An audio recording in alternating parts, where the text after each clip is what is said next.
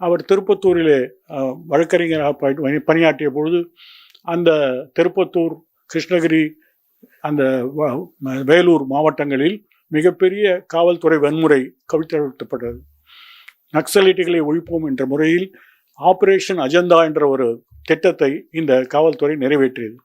அப்பொழுது வேலூரிலே துணை காவல் அதிகாரியாக இருந்த வால்டர் தேவாரம் அவர்தான் அதற்கு முக்கிய கர்த்தா.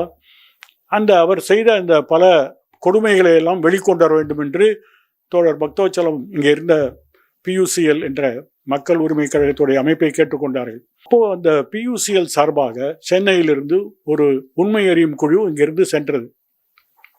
அந்த குழுவிலே பேராசிரியர்கள், பத்திரிகையாளர்கள், வழக்கறிஞர்கள் எல்லாரும் இருந்தாங்க.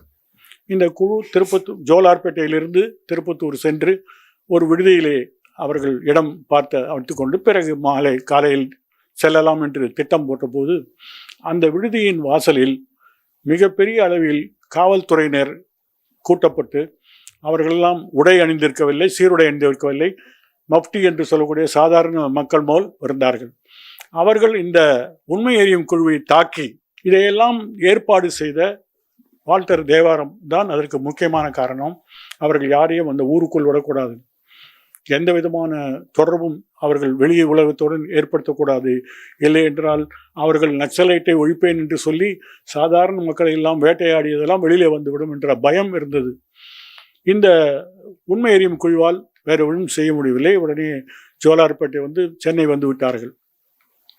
இது ஒரு பெரிய தாக்கத்தை ஏற்படுத்தி அப்போது MGR தான் முதலமைச்சராக இருந்தார்கள். என்ன விதமான அவதூறுகளையும் சொல்ல முடியும் என்ற நிலைமை இருந்தது. இந்த சம்பவம் அன்றைக்கு மனித உரிமை பிரச்சனைக்கு போராடுபவர்களை எப்படி காவல்துறை நசுக்கி அவர்களை பயமுறுத்தி அனுப்பும் என்ற ஒரு குறைந்தது. இந்த உண்மையையும் பார்க்க வேண்டிய முக்கியமான நபர் நம்முடைய பக்தவச்சலம் அவர்கள். அவரை சந்திக்க அனுமதிக்கவில்லை. அப்படி காவல்துறை பயந்த ஒரு மக்கள் உரிமை போராளியாக அவர் வாழ்க்கை நடத்தினார்கள்.